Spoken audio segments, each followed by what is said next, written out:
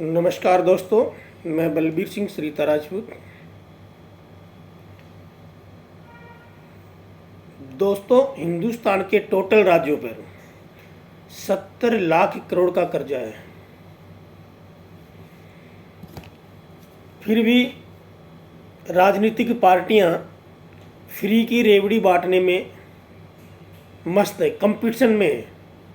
Competition हो रहा है फ्री की रेवड़ियां बांटने का, और देश का हर राज्य कर्जे के नीचे डूबा हुआ है।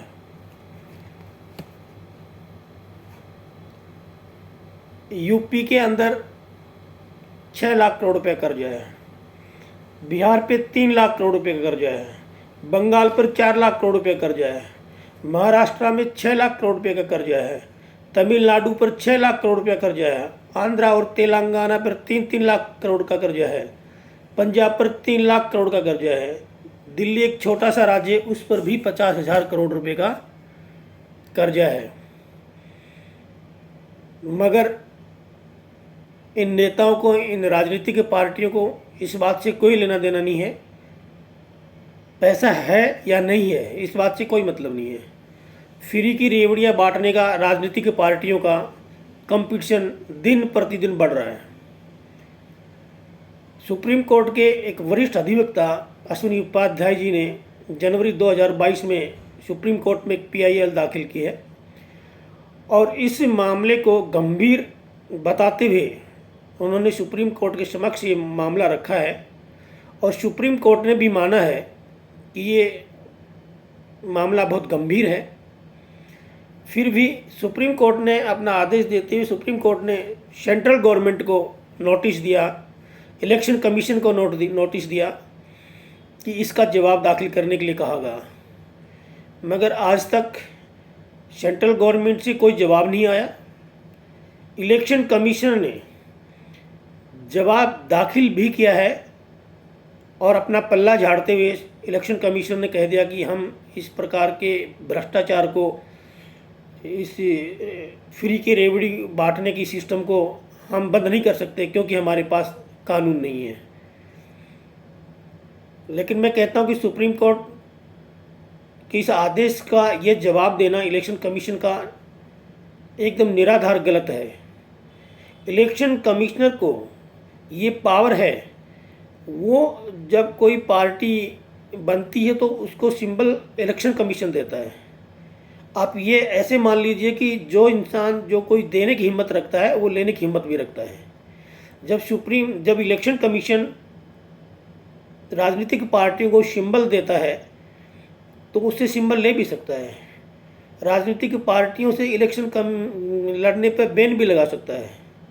मगर इलेक्शन कमीशन ने अपना पल्ला झाड़ते हुए सीधे सीधे तौर पे बोल दिया कि हम ये कानून हम बनाने का हमारे पास राइट नहीं है।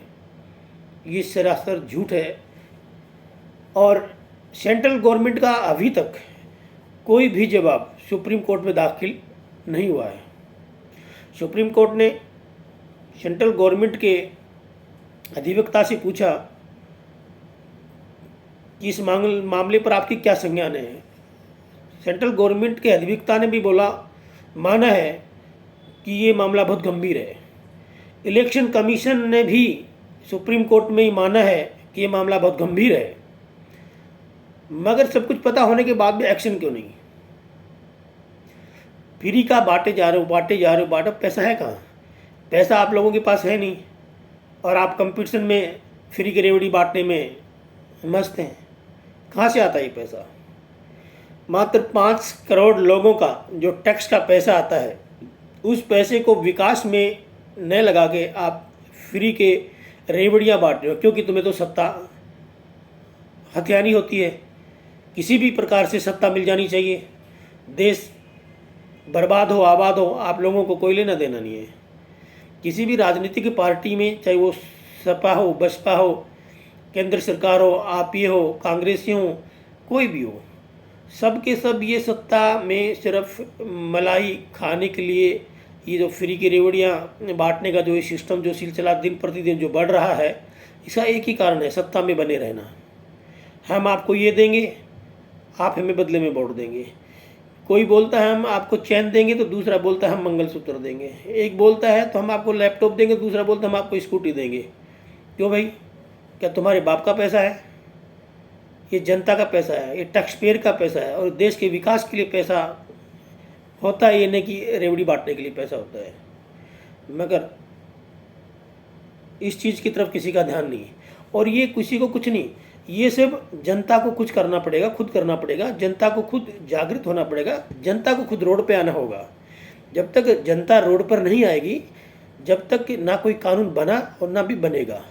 जब जब जनता रोड पे आई है, उसका विरोध किया है, वो नया कानून बना है और वो लागू भी है, उस पर प्रतिबंध भी लगा है। और आज भी यही काम फिर होना है कि जनता को एक दिन रोड पे आना ही पड़ेगा, वरना ये देश एक दिन फिर गुलामी की तरफ चला जाएगा। आप मानिए श्रीलंका का क्या हाल है, क्योंकि श्रीलंका ने जो काम किया है वो भी फ्री की रेवड़ी बांटने के चक्कर में आज श्रीलंका दिवालिया हो गया है, बैंकक्रप्ट हो गया है। कोई भी बैंक उसको लोन नहीं देता है, कोई भी देश उसका भी लोन नहीं देता है। और वहाँ की जनता ने जब उनका घेराव किया तो वहाँ के बड़े बड़े नेता पार्लियामेंट संसद को छोड़ करके फ्लाइट पकड़ के कोई कनाडा चला गया, कोई अमेरिका चला गया, कोई जापान चला गया। अब मर कौन रहा है? अब मर रही वहाँ की जनता। यही हाल अगर इस पर प्रतिबंध नहीं लगाया गया, इस पर अंकुश नहीं लगाया गया, तो यही हाल हिंदुस्तान में भी ज़्यादा वक्त नहीं लगेगा। मित्रों, कोई भी नेता, मैं उन सभी भाइयों से कहना चाहता हूँ जो अपने नेताओं को अपना एक आका मान करके, उनका अपना आदर्श मान के जो उनके पीछे चलते हैं और उनकी बातों को फूलमाला चढ़ाते रहते हैं, उन लोगों से भी मैं कहना चाहता हूँ कि कोई भी नेता जब स्थिति गंभीर होगी, जैसे अफ़गानिस्तान के अंदर जैसे तालिबान ने जो हाल किया, उसमें कोई भी नेता नहीं फंसा, कोई भी नेता हवाई जहाज़ का टायर पकड़ के लटक के नहीं गया। वो सब पहले ही फ्लाइट पकड़ के कोई कनाडा चला गया, कोई अमेरिका चला गया, कोई रूस जापान चला गया, और मर कौन रहा है? वहाँ की जनता। यही हाल हिंदुस्तान के भी अंदर भी होने वाला है। क्यों नहीं इलेक्शन कमीशन इन पर प्रतिबंध लगाता कि जो भी फ्री की रेवड़ी बांटने का वादा करता है उस पर इलेक्शन लड़ने पर बैन लगा दिया जाए, उस पार्टी का रजिस्ट्रेशन कैंसिल कर दिया जाए? क्यों नहीं करती है? बहुत गलत बात है कि देश का जो विकास आज जो हो रहा है, पूरे देश के अंदर टोटल राज्यों के अंदर 70 लाख करोड़ का कर्ज है। आज हम राजमार्ग बनाते हैं, सड़क बना रहे हैं, तो विदेशों से कर्जा ले रहे हैं, वर्ल्ड बैंक से कर्जा ले रहे हैं। हम पुल बना रहे हैं, वर्ल्ड बैंक से कर्जा ले रहे हैं, अमेरिका से कर्जा ले रहे हैं। एयरपोर्ट बना रहे हैं, अमेरिका से कर्जा ले रहे हैं, वर्ल्ड बैंक से कर्जा ले रहे हैं। और तो और कर्जा लेकर भी हम श्रीलंका जैसे देश की हम मदद कर रहे हैं। हमारे पास कुछ पैसा है नहीं, हम खुद कर्जवान हैं। कर्जवान होने के बावजूद भी हम दूसरे देशों से या वर्ल्ड बैंक से कर्जा लेके हम श्रीलंका की मदद कर रहे हैं। हम फ्री की रेवड़ियाँ बांट रहे हैं, कोई फ्री की बिजली बांट रहा है, कोई फ्री का पानी बांट रहा है, कोई फ्री के गिफ्ट बांट रहा है, कोई अपने दोस्तों को लोन दे रहा है। कई तो ऐसे बंगाल में मंत्री हैं जो अपनी महिला मित्रों को 20-20 करोड़ रुपए दान दे रहे हैं, गिफ्ट में दे रहे हैं, कोई इनाम दे रहे हैं। कहाँ से आएगा पैसा? कब तक चलेगा ये? आज देश का हर राज्य, कोई भी ऐसा राज्य नहीं है जो कर्जे से मुक्त हो। देश का एक एक राज्य कर्जे के नीचे दबा हुआ है। और किस लिए? इनको कोई मतलब नहीं है, इन नेताओं को कोई मतलब नहीं है। इनको सत्ता मिल जानी चाहिए बस। और सत्ता में ये जब सत्ता में आते किस लिए? सत्ता में आने का मकसद इनका ये नहीं है कि समाज सेवा करना, देश की सेवा करना, देश का विकास करना। इनको सत्ता में इसलिए बने रहना है कि लूट का माल खाना है, ऐशो आराम करनी है, अपने परिवार को आगे बढ़ाना है, अपने परिवार को मजबूत करना, अपने परिवार को आबाद करना है। देश की आबादी से, बर्बादी से इनको कोई लेना देना नहीं है। तो इसलिए मित्रों, मैं आप सभी लोगों से ये कहना चाहता हूँ कि सामने आए, रोड पे आए और इन मंत्रियों से, अपने अपने इलाके के मंत्रियों से सवाल करें कि भाई आप ये जो रेवड़ी बांट रहे हैं, ये पैसा कहाँ से आ रहा है? किसका पैसा? आप अपने घर से दे रहे हो क्या? आपका ही पैसा आप पे ही लुटा करके और आपसे वोट लेके आपको खस्ता हाल में देख के बहुत खुश होते हैं और ये बड़ी बड़ी लग्जरी गाड़ियों में घूमते हैं, बड़े बड़े बंगलों में घूमते हैं। मित्रों, जितने भी ये नेता हैं आप जिनके पीछे आप घूम रहे हो आज इनके शिष्य बन के, इनमें एक भी ऐसा नेता नहीं है जिसका विदेशों में फार्म हाउस या बंगला ना हो। जब देश की स्थिति गंभीर होएगी, जब देश कंगाली की उस कगार पे आएगा, तो ये धीरे धीरे एक एक करके फ्लाइट पकड़ेंगे। कोई कनाडा पहुंच जाएगा, कोई जापान, कोई अमेरिका, कोई टोक्यो, कई सब पहुंच जाएंगे। और आप लोग क्या करेंगे? आप लोग कुछ नहीं करेंगे, आप लोग मजदूरी करते करते मर जाएंगे। इसलिए अपने वोट की कीमत को पहचानो, अपने देश की कीमत को पहचानो, अपना टैक्स जो गवर्नमेंट को देते हैं उसका मतलब पहचानो, और एक आवाज़ उठाओ। सुप्रीम कोर्ट में PIL डाली जाए, एक सार्वजनिक PIL डाली जाए कि जितना भी पैसा गवर्नमेंट यूज करती टैक्स पेयर का, एक टैक्स पेयर की कमेटी बनानी चाहिए, एक लॉ कमेटी बनानी, कमीशन बनाना चाहिए, एक इलेक्शन कमीशन के अलग से फैसला लेने के अलग से टीम बनानी चाहिए, एक व्यापारी वर्ग का एक अलग से कमीशन बनाना चाहिए कि जब भी कोई सरकार जहाँ भी पैसा यूज करे, जहाँ भी पैसा इस्तेमाल करे, पहले टैक्स पेयर से पूछा जाए। पैसा टैक्स पेयर का है, फैसला सरकार ले रही है। क्यों भाई? पैसा टैक्स पेयर का है, पैसा जनता का है, पैसा हमारा है। आप फैसला लेने वाले होते कौन हो? क्यों? इसलिए होते हैं क्योंकि जनता बोलती नहीं है। जनता बोलती है, जनता को गुमराह करते हैं और सत्ता पे बैठ कर के मलाई खाते हैं, मजे लेते हैं। कुछ चंदे के मित्र अपने जो पाले हुए होते हैं उनकी मदद कर देते हैं, बाकी वाले रोटी खाएं या ना खाएं, नेताओं को कोई फर्क नहीं पड़ता है। इसलिए मित्रों, जो भी कुछ करना है जनता ने करना है, हमने और आपने करना है। एक साथ मिलकर आइए, रोड पर निकलिए, सड़क पे आइए, एक जन आंदोलन करिए और ये जो फ्री का जो बांटने का जो ये सिस्टम है, इस पर अंकुश लगाने के लिए सुप्रीम कोर्ट में PIL दाखिल करिए। सुप्रीम कोर्ट के अधिवक्ता अश्विनी उपाध्याय जी इस काम के लिए लगातार प्रयासरत है, मगर एक इंसान अकेला कुछ नहीं कर सकता है। जब तक जनता जागृत नहीं होएगी, खाली एक अश्विनी उपाध्याय कुछ नहीं कर सकता है। जब तक जनता अश्विनी उपाध्याय के साथ नहीं खड़ी होगी, जब तक अश्विनी उपाध्याय अकेले नहीं लड़ सकते इस लड़ाई को। और इसलिए मित्रों, आप अपने वोट की कीमत को पहचानें, अपने टैक्स के पैसे की कीमत को पहचानें और इन सब चीज़ों पर अंकुश लगाने के लिए बाहर आए, आप सामने आए, सड़क पर आए, आंदोलन करें। जब तक ये नहीं होगा, जब तक ये ऐसे लूटता रहेगा, क्योंकि इनको सत्ता में आना होता है। हर बार यही होता है, हम आपको ये देंगे, आप बदले में हमें वोट देंगे, हम आपको ये फ्री में देंगे, आप बदले में हमें वोट देंगे। फ्री में कहाँ से देंगे? आप अपने घर से ला के देंगे? कहाँ से ला के देंगे? पैसा आपके बाप का है, जो फ्री में आप बांट रहे हैं आपके बाप का है। अभी देखो, पंजाब के अंदर आम आदमी पार्टी, पंजाब के ऊपर 3 लाख करोड़ रुपये कर्जा है। पंजाब का एक भी बच्चा ऐसा नहीं होगा जिसके ऊपर कर्जा नहीं है।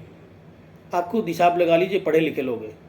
एक छोटा सा राज्य दिल्ली, 50,000 करोड़ का कर्जा है। दिल्ली की आबादी कितनी है? 2 करोड़ है। कर्जा 50,000 करोड़, आप डिवाइड कर लीजिए कितना कर्जा पर व्यक्ति आता है। उत्तर प्रदेश की पब्लिक है, जनता है, आबादी है 25 करोड़ और उत्तर प्रदेश के ऊपर कर्जा है 6 लाख करोड़। आप डिवाइड कर लीजिए प्रति व्यक्ति कितना कर्जा है। तो मित्रों, इस प्रकार से देश ना अखंड भारत कभी बनने वाला है, न प्रगतिशील भारत कभी बनने वाला है। ये सब झूठी बातें हैं। आज हम सुई भी खरीदते हैं तो हम वर्ल्ड बैंक से कर्जा लेते हैं, अमेरिका से कर्जा लेते हैं, दूसरे देशों से कर्जा लेते हैं। कुछ तो विकास में कर्जा लेके सड़क रोड बना देते हैं, कुछ अपने मित्रों को बांट देते हैं और कुछ कर्जा लेके दूसरे राज्यों की सेवा करते हैं। कुछ कर्जा लेके दूसरे राज्यों को का भला करने के लिए दूसरे कंट्रीज का भला करने के लिए, जैसे श्रीलंका को अभी पिछले दिनों भारत ने मदद की है। भारत खुद कर्जवान है, भारत का हर राज्य कर्जे में डूबा हुआ है, फिर भी भारत वर्ल्ड बैंक से कर्जा लेके और श्रीलंका को कर्जा दे रहा है, उसकी मदद कर रहा है। कर्जा नहीं दे रहा, मदद कर रहा है। क्यों भाई? आपके बच्चे आपके घर में भूखे बैठे हों और आप पड़ोसी को खाना खिलाने जाइए, ये समझदारी है आपकी? इसको समझदारी कहेंगे आप? ये समझदारी नहीं है। और जितना जल्दी हो सके उतना जल्दी इस जन आंदोलन को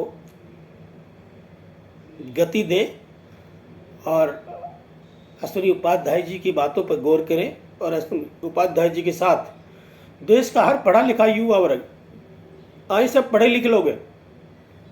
पहले मानते थे कि पहले लोग पढ़े लिखे नहीं थे, इतना नॉलेज नहीं था। आज सोशल मीडिया का ज़माना है, हर चीज़ गूगल करके देख लो, हर चीज़ मिल जाएगी आपको। लेकिन करेगा कौन? सरकार तो नहीं करेगी। सरकार तो चाहती है ऐसे कि जनता गूंगी बहरी बनकर बैठी रहे और हम मलाई चाटते रहे। मगर मित्रों, गूंगा बहरा बनने से काम नहीं चलेगा। अपने देश के लिए, अपने समाज के लिए, अपने परिवार के लिए, अपने बच्चों के लिए, उनके जीवन को बचाने के लिए, देश की उन्नति के लिए, ये सब करने के लिए आप लोगों को सड़क पर आना होगा, आंदोलनरत होना होगा, आंदोलन करना होगा। और इन चीज़ों पर अंकुश लगाने के लिए कानून सुप्रीम कोर्ट में PIL डाल करके, सुप्रीम कोर्ट पर दबाव डाल करके इन चीज़ों पर अंकुश लगाने के लिए सख्त कानून बनवाने की मांग करनी होगी। जय हिंद, जय भारत।